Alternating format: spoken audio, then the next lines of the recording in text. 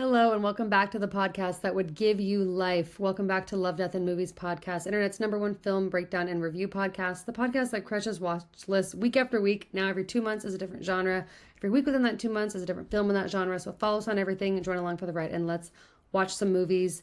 I'm one of your hosts, Ash, and with me each and every week is Harry. How are you doing today, sir? I'm great. Swans won by 2 points in the last 15 seconds this week. Like, anything can happen this week. It won't matter. Yeah. Like, you saw my Instagram stories as soon as that fucking game ended. I couldn't find you in the video. I must have missed it. No, I was like, I wasn't one of the centerpieces, unfortunately. First time in ages. It's hilarious. I'm like, they use me a lot in their marketing now. Yeah. Like, how's your week, Ash? And I'll find it. I'll just show you I'm bringing up their app.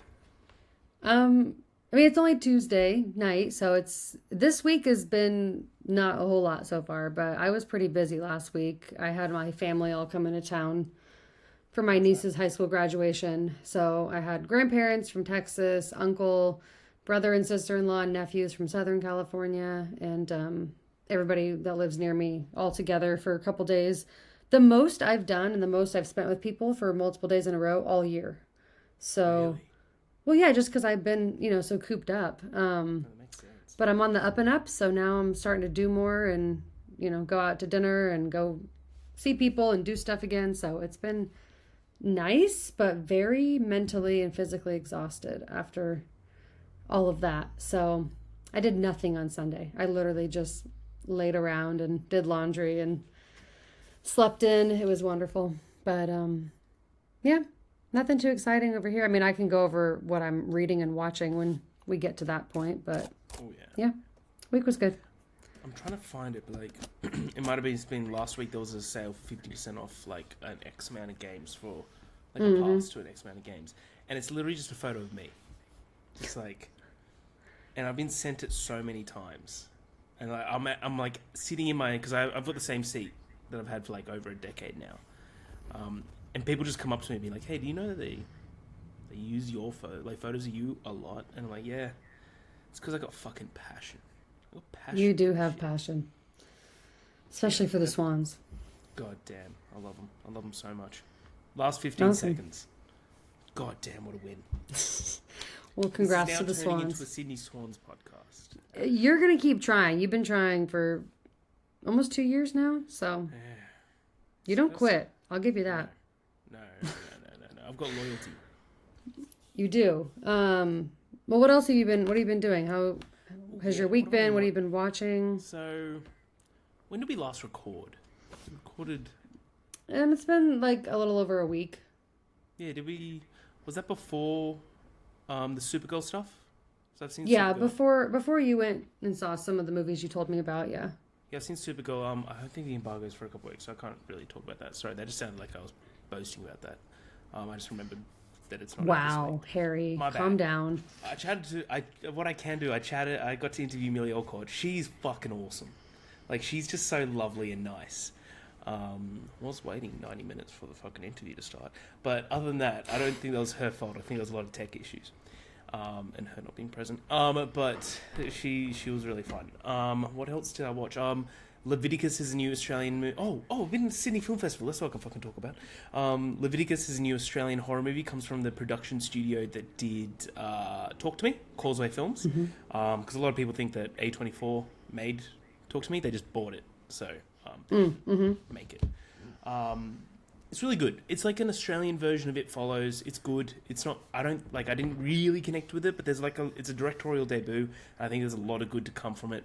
It stars the brother in Talk to Me. The guy that gets really fucked up. And hilariously, I interviewed him last week as well. I was in person. I was just like, you really need a role where you just have... not that much happened to you. Because I don't know, it's really fucking weird.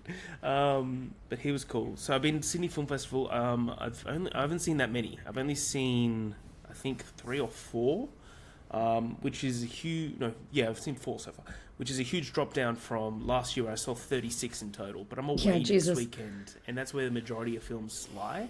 So I'm just kind of taking this weekend off, and then next year I'm going to go for 40. That's my... 40 in 10 days is my... You're insane. It's 4 movies a day. Yeah, we're gonna try and do. We'll peek behind the curtains. We're gonna try and do a partnership with Sydney Film Festival. It's gonna be like a chronicle of a guy that goes and sees 40 movies at one film festival. But the ones I've seen, majority of them have been fucking unreal. So I saw Colony, which is made by the guy that did Train to Busan. It's a new zombie movie, new South Korean zombie movie. It's really cool. It's a really new, unique way of zombies. It's all about like, it's kind of like a hive mentality of zombies. Of like, it's all about infection and disease, and there's like one host that like can kind of control all the other zombies. And it's done really cool. Then I saw The Invite, Olivia Wilde's new film. Ash, you will love it. I can't wait. Absolutely love it. That is top 3 movies of the year for me. It's by probably the funniest movie I've seen in years. It's like it's Seth Rogen on his shit. I can't wait. It's like in his game. And there's only 4 actors in the entire film. Yeah, gotta love that shit. It's all script. Love it. It's beautifully shot as well. I saw Teenage Sex and Death at Camp Miasma. Which is? Did you like? I saw the TV Glow. I liked it. I wasn't like one of those people who gave it 5 stars and thought it was like the best thing ever, but I thought it was good. See, I agree with you. I think it was really good.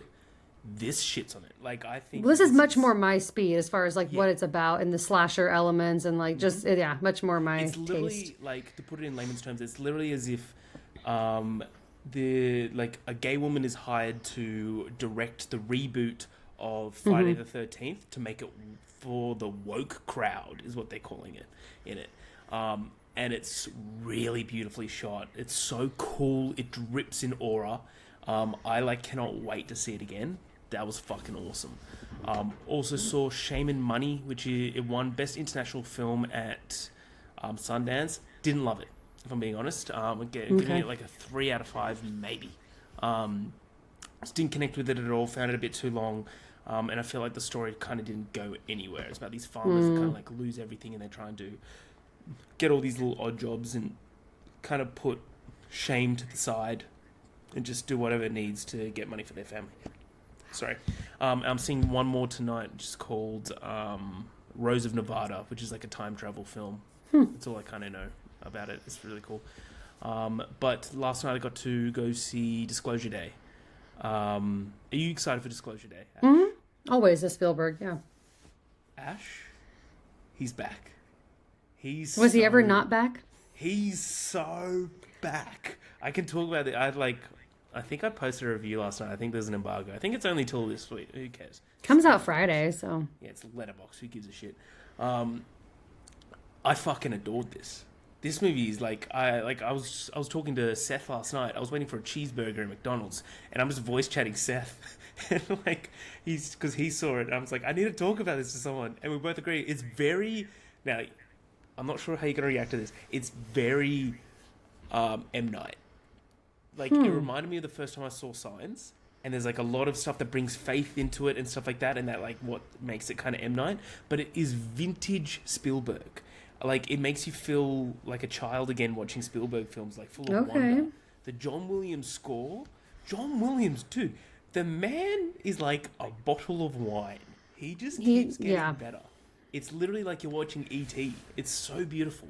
Okay. Beautifully shot. The performances are unreal. Emily Blunt really shows that there's levels to this fucking game. That's why when you watch Smashing Machine and there's scenes with her in The Rock, you're like, it's nice that you're here, Rock.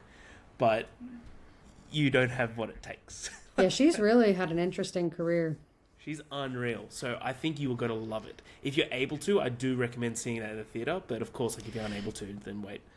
Well, actually, on that note, I'm going to my first movie in the theater in a couple of weeks. I'm going to see Jackass for Adam's birthday on the 26th. But yeah, I'm definitely getting back to the theater. I think we're actually going to try to see Obsession soon. We got tickets for the Odyssey today for my birthday on August 1st. So yeah, we're definitely back. We're back to movies. We're back to the theater. Not like multiple times a week or anything, but Honestly, definitely for the big ones. Enough good shit out that warrants multiple times a week. Definitely for Disclosure Day, like though. Backrooms. I'm curious to see what you think of Backrooms, but I think you can absolutely wait till. I'm gonna watch it at home. Yeah. Yes, you can definitely. I'm really keen to see what you think of Obsession, because right now I sent my top 5 to my group chat last night. Number 1 is Obsession, then it's see if I can do this from memory. Obsession, then Disclosure Day, then The Invite, then Project Hail Mary, then Teenage Sex and Death Again, Miasma. Okay. A lot of variety there. Yeah. All right. Quickly, what I've been reading. Finished Iron Gold, book 4 of Red Rising. Holy smokes, can't wait to start the last one. Then it was me and Meeg's anniversary, 18-month, and she bought me... She bought you the divorce for your year and a half together? Like, I read this, I'm like, is this because I want to read it? Or is this like a message? She goes, oh no, it's just because you want to read it. That's so funny. Sat down and read 100 pages. These books are Of course you did. They're so easy. They're fucking fun. I'm curious. So far it's just... You know, Frida's is like not much happens, but like they're just fun to go around. Yeah, they're so easy to read. Yeah, that's right. Amazing. Well, I'll go quickly. I haven't been really watching anything that interesting. I did watch finally Good Luck, Have Fun, Don't Die. That was something I rented over the weekend. Good.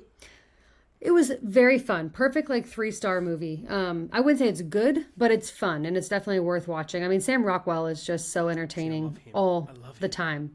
So I recommend it. I wouldn't say that it's like ever going to be like a favorite movie, but it's definitely a fun time. So, that was pretty much the only new movie I watched. And then I finished Not Quite Dead Yet, the book I was reading from Holly Jackson. Man, that one took me almost 3 weeks to read. I don't know what that says about that took you a while. The book. I don't know. I just had the hardest time getting into it. Once I got like halfway, I crushed through the second half a lot faster, but that's what happens. It's not my favorite. Gold, though.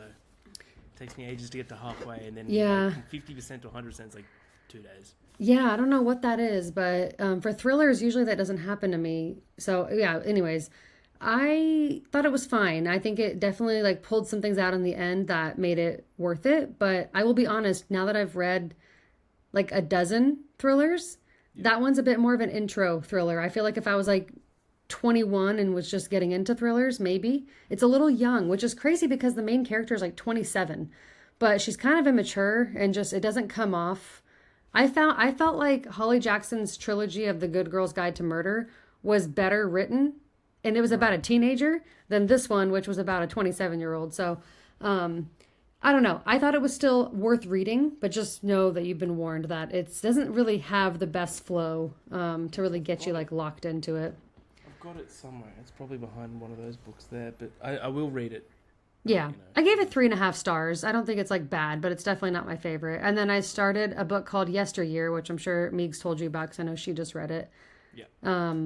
I love it. I'm loving it so far. It's wild. It's like a dark kind of dystopian type of feel. It's basically about a woman who lives like the traditional trad wife Instagram life, and she wakes up and it's 1855 and she has to kind of navigate realizing that where she is like these are her kids and her husband and her house, but they're not really her husband and her kids and her house. And like basically I think the premise of it is probably to speak upon society as we see it with like the way we engage with social media and things like that, and also kind of be careful what you wish for type of thing.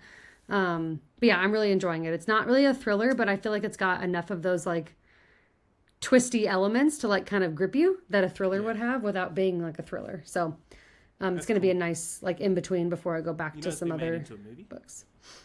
What is it? It's been made into a movie. Oh, is it? Yeah, it's another Anne Hathaway production. Oh, okay. I wish I could get more excited about book adaptation movies, but I'm just kind of like, I just don't care that much. What they do with Housemaid is Watching. Yeah, we'll see. But yeah, so that's what I've been reading, what I've been watching. 14 minutes in, so I guess we better start talking about the movie. We're continuing on with the Book of 80s Bangers for June and July, and we're doing another campy horror film. We've actually done all horror films so far, but we're doing Re-Animator, which you haven't seen. I've only seen it once before this, but this was a new watch for you, so curious to see what you thought. Directed by Stuart Gordon, budget of $900,000, box office of $2 million, so didn't lose money, didn't really do a whole lot, which isn't too surprising. Excuse me. Many sequels came on after this, so clearly it did, have a little bit of a franchise that came from it. Released in October 1985, loosely based on, if you didn't know this, the 1922 serial novelette from H.P. Lovecraft. Yeah, you could tell. You can absolutely tell. Yeah, it has that feel to it. That was titled Herbert West Reanimator, funny enough. And it was actually going to be a stage production, which I think is really interesting because I feel like some of the dialogue and some of the way it's shot feels like you're watching a play. And it turned into a TV pilot that eventually turned into a feature-length film. So it's kind of went through a lot of different changes before it actually got to screen. But anyways, movie goes as follows. At the University of Zurich, Herbert West brings his dead professor back to life. Following the horrific side effects involved in the procedure, West moves to the U.S. to further his studies. So, first time watch, Harry, what did you think of Re-Animator? This is really cool. This movie's awesome. Why didn't he get arrested at the beginning? There's a lot of questions here. Yeah, my bad. My bad. Did he kill the cat? He killed the cat, right? Rufus? Yeah. I don't know. Did he? I reckon he definitely killed the cat just so they can bring him back. He's a sick freak. No, this is really cool. I just like it's the art department and the production design's like gonna love this shit. It's really cool. There's some scenes which I now totally get, which I'm like, oh, that was a wild choice to include that one. But no, I had fun with it. This is very much in a like 80s-esque, which I really love. I love H.P. Lovecraft stuff. He did. There was a movie that was based on his stuff, A Color in the Space, Nicolas Cage. That was really cool. Like any H.P. Lovecraft monster-esque type film, I'm like, it's always gonna be gross as shit. And it's gonna be really cool. But no, I dug this. I thought it was really fun. Awesome. Yeah, I watched it like a year or so ago. I can't even remember what led us to it. I feel like it was just like looking up horror comedies and ones I hadn't seen, and this popped up. That's right. I don't find it that like laugh out loud funny by any means, but I get where they get the like comedy aspect. It's definitely like very campy, Like very bizarre. over the top, Yeah. bizarre. The music reminds me of Beetlejuice. It's just like very 80s. I feel like it's one of those ones that's just sort of like that classic 80s camp. So I like it a lot. I don't love it, but I think it's really fun, and I think it's definitely one that like everybody should check out to just kind of check it off the list. But I think the premise is really fun. I like that it doesn't get too repetitive. Like a movie like this, it could get easily really repetitive where you just sort of like keep reanimating things over and over and over. And it's like, even though that's kind of what they do, it like every time it happens, like a new factor is added. So I like that it kind of keeps itself fresh throughout the movie by sort of like switching gears on you. Each time they kind of go further into the project of what they're working on. So I do like that aspect of it. I feel like for an hour and 22 length movie, so much happens, which is pretty impressive. So yeah, it's fun. It's simple. It's a fun premise. Nothing insane here. I mean, I can't imagine like someone, I mean, I think it was Pat that said this like his favorite horror movie from the 80s. I guess like I do get it, but for me, there's nothing here that like I feel like is ever going to make it something that I would think is like my favorite, but I do think that it's definitely a fun one from the 80s. So I'm glad that we chose this one from the list. But yeah, definitely a little rough with some scenes at the end, which you mentioned, but doesn't take away from the entire film. But yeah, definitely could have gone without that 5-minute sequence at the end, It's just so as I'm sure everybody could. Yeah.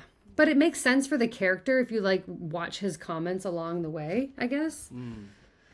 He's very much, like a certain way towards her throughout the entire film. So it's sort of like a progression of that, but still could have easily left it out and it would have still been the same film. Okay, well, shall we get into it? I just have 2 sections, just 2 pages. It's a pretty short movie. This movie so isn't very complicated, is it? No. Okay. Let's get into it. At the University of Zurich Institute of Medicine in Switzerland, a group of doctors hear a strange noise and find Professor Hans Gruber having a reaction to something that causes his eyes to bleed and him to die. Herbert West is with him. Hans Gruber is the doctor that dies. That's awesome. Isn't the name great? It just made me think of MacGruber. Hans Gruber, like Die Hard. Yeah, that's why. Isn't that the exact name? That's the exact name. Well, this came first, so That's so funny. inspired that, I guess. Herbert West is with him and explains that the dose was too large and he is accused of killing him. But he tells them, I gave him life. Yeah, We then flash to, that's a great line. It is. It's so dramatic, like the zoom up on his face and I gave him life. We then flash to let me see if I can not butcher these names. Miskatonic University in Arkham, Massachusetts. I don't want to hear anything about the names in America. I did not create these, okay? I know what you're going to say, because you say it every time. It's ridiculous is what it is. I know. After an incredible title card, though, can we just have a moment for the title card? Mad. I miss when movies had title cards like this. That's where I get the Beetlejuice-esque vibes with the music and the title card. It very much reminded me of that. Yeah, fuck, it's so cool, isn't it? It is. The posters for this film is so cool. They're really artsy. I really like it. There at Miskatonic University, we meet third-year medical student Dan Kane, who's training with doctors and attempting to resuscitate a patient who ends up dying. He takes the body down to the hospital morgue, where he is greeted by the university dean, Dr. Halsey, who introduces him to Herbert West, who says he'll be joining him in school. Also in the morgue with them is Dr. Carl Hill, who acts as a professor and the hospital medical examiner. While Dan is with his fiancée, Megan Halsey, the dean's daughter, spicy, Herbert shows up at his house to rent a room from him. Once Herbert learns that the house has a basement, he's eager to move in. Megan tries to warn Dan that Herbert is up to something odd and that he should rethink it, and makes mention of the cat not liking him, but Dan believes he is a completely normal guy who just keeps to himself. It's a normal dude. In class, Herbert disagrees with Dr. Hill's assessment of how long it takes for someone to die once the brainstem has been impacted. He calls him a liar and storms out of class. I do feel like the guy who plays Herbert, he's so character-y, don't you think? I think it works really well, though. Back at the house, Megan is looking for Rufus, the cat, when she stumbles into Herbert's room. She sees the cat in the fridge.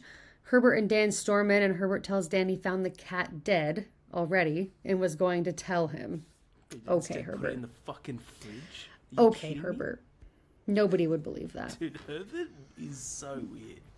So weird. Later, Dan finds Herbert in the basement after being awoken to loud noises. Yeah, they're extremely fucking loud, and you hear like the cat basically like sound like it's dying. Yep. The cat attacks Herbert and acts violently, causing Dan to have to kill it again. He doesn't believe Herbert has reanimated the cat, so he reanimates the cat again to prove to Dan that it does work. I love that the cat's like split open and like bleeding out, but like it still like reanimates, even though its body is basically He's just like it's useless. Like it won't lunge at you; its back is broken. You're like, yeah. Why would you? That's so cruel. Yeah. I have a question on that in a minute, actually. Megan walks in on the experiment and is horrified, obviously, just as the cat has been reanimated. So Dan attempts to explain to Dr. Halsey about the success Herbert had with reanimating the dead cat, but he doesn't believe him, which doesn't surprise me, and implies they've gone mad. Now barred from school, they sneak into the hospital morgue to try the reagent on a human subject to prove that it works. They find the perfect corpse and inject it with the serum. 17 seconds is all it takes. It eventually wakes up or just as they're giving up, they start to like leave, and it wakes up and behaves in a frenetic and violent zombie-like state. Dr. Halsey is onto them and stumbles into the morgue after they've reanimated the body. He is attacked and killed, so Herbert pleads to Dan that they have to try it on him, since the body is fresher, and that's likely what the problem is. He just died, so it'll work better. So they inject Dr. Halsey, and he reanimates in a similar zombie-like state. Megan comes upon the scene hysterical, not understanding what happened to her dad, and Dan collapses in shock. So I'll stop there for a minute. Anything to add? What did you think of the serum being like highlighter yellow? It reminded me a lot of the substance. I loved it. That was I love so it too. Sick. I also want to know. You go. You go ahead. You go. I was just going to ask what you think of the premise of Reanimation. I just wanted to get all my questions out, and then you tell me what you think. Yeah, I loved the serum is very, very 80s, which I love. I think that's freaking awesome. And like it really does go towards your point of being at like a stage play. I could totally see this being a stage play, specifically with like just all the different props and stuff. The actual reanimation of things is so cool because it reminded me a lot of Pet Sematary, where yeah, you can bring them back, but they won't be the same. Like they'll be crazy, which I thought was really sick. But yeah, the cat scene really made me feel uncomfortable. Just because I like cats. So I didn't love that, but other than that, it was pretty funny. So you're pro reanimation of humans, not pro reanimation of cats. Specific humans, I get to pick them out. Got it. Fair enough. What about you? Yeah. No, I agree. I was just curious, like, what you thought of it, because I feel like in this context, obviously, it's just like a fun movie. But I was like thinking to myself while I was writing this, I was like, I wonder, I wouldn't want to be reanimated. Who wants to live forever? I mean, that sounds miserable. I get the premise of it, but until Swans win the premiership. Then, maybe just long enough for me to watch like every movie ever made. But then I think I'm good. Yeah, then you're good. Yeah, and it's very interesting, but I do like that it like escalates from. It's like, okay, first let's do a cat. Okay, now let's do a corpse that's been in the hospital for a minute. But then now, oh, we have a fresh dead body. Oh, let's try that. It's like this guy is just so desperate for his discovery, which is so perfect for a scientist. He's just thinking about his like discovery. He's not really thinking about the logistics of everything. But yeah, when I first watched this, I remember being pretty surprised that they did it to the dean, especially because he's dating or engaged to his daughter. I was like, this is not going to go well. No. And it does not. It does not go well. All right, continuing on. Dr. Hill takes charge of Dr. Halsey, whom he puts in like a padded observation cell in his office. Who has that? Him. I mean, he's a predator, so are we shocked? Yeah. He pleads with Megan to let her have him operate on her father and do exploratory surgery, which she's not in agreement with. But she really has no choice in the matter, to be honest. I should also mention that, like I said before, he has a weird fascination with her. And even Dan finds like a file on her that he keeps in his office. Like he's clearly very intrigued by her, and it's very creepy. Oh, yeah. He's just a weird dude. And he carries out the surgery anyways, performs what he calls a laser lobotomy on him. And during this, he realizes that Dr. Halsey is not sick. He's died and been reanimated. So Dr. Hill finds Herbert in the basement, which I don't really understand how he knows how to find him, but that's besides the point, and attempts to blackmail him into giving him the reagent and letting him take credit for the discovery. So while Dr. Hill is distracted looking at the reagent under a microscope, Herbert hits him with a shovel, decapitating him. This scene brings me a lot of joy. Yeah, that was funny.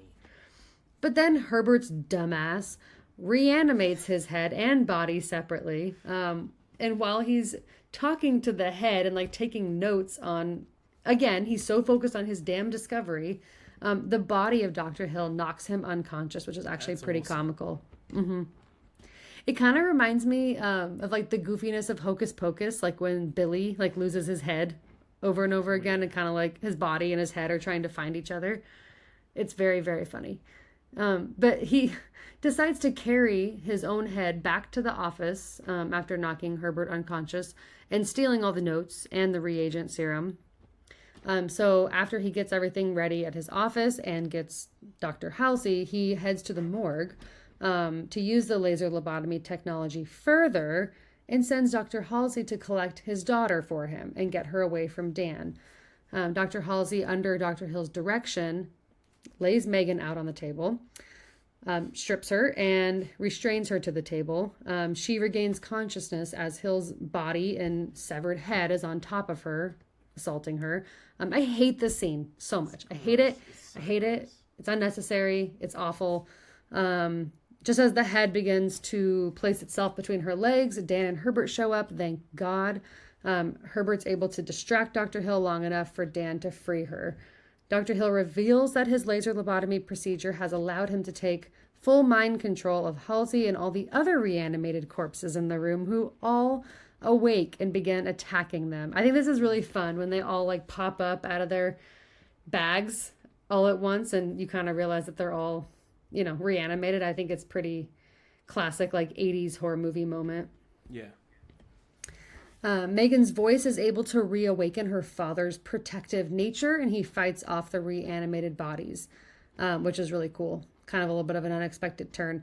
During the chaos, Herbert injects Dr. Hill's body with a lethal overdose of reagent, which does not work the way he thinks it will.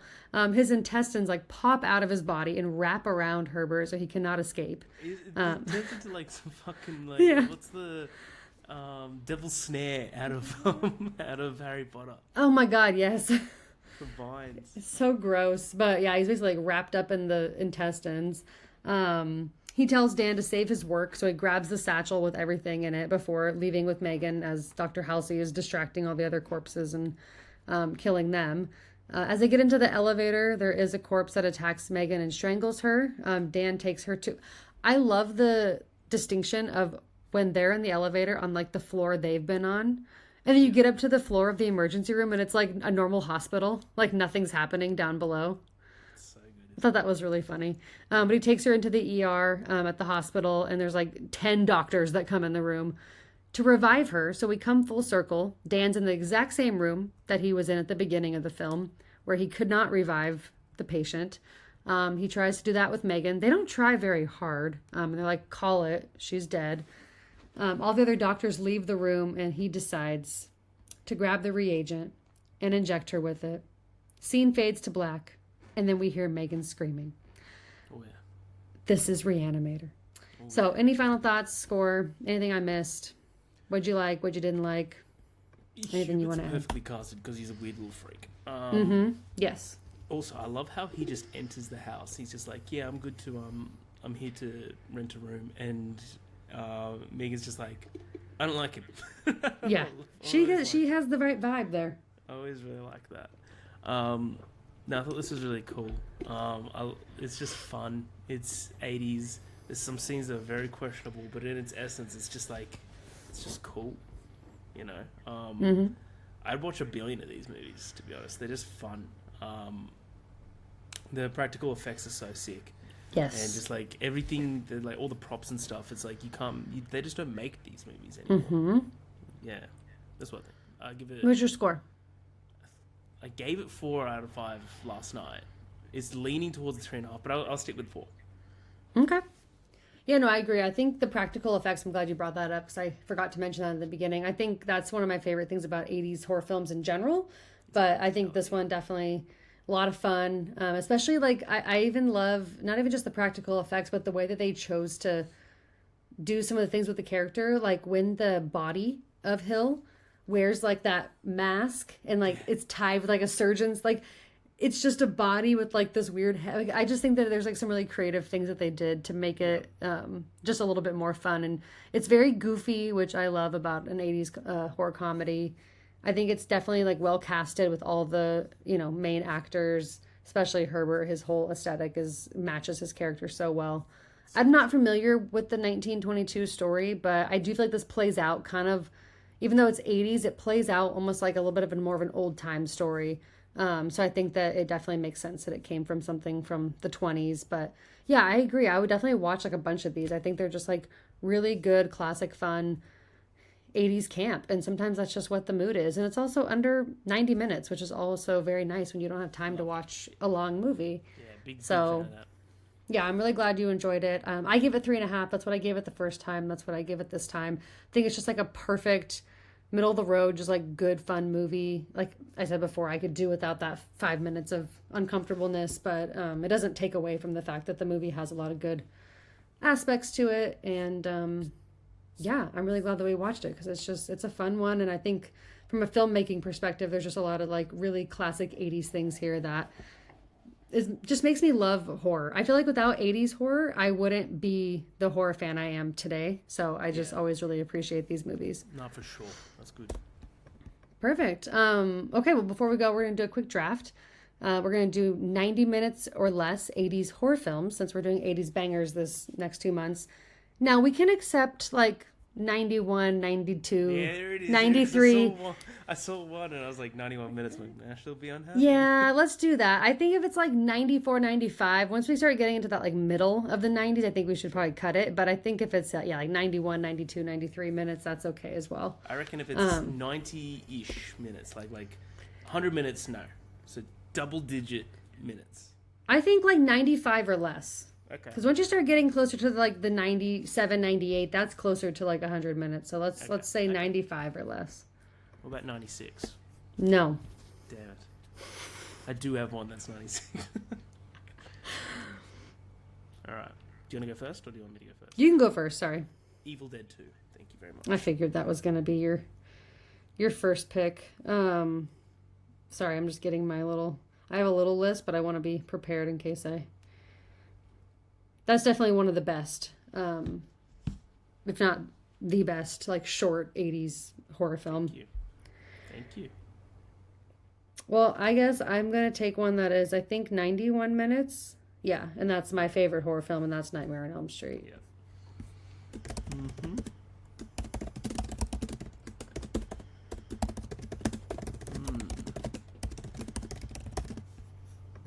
What did you say was the cutoff? Like 95. Cool.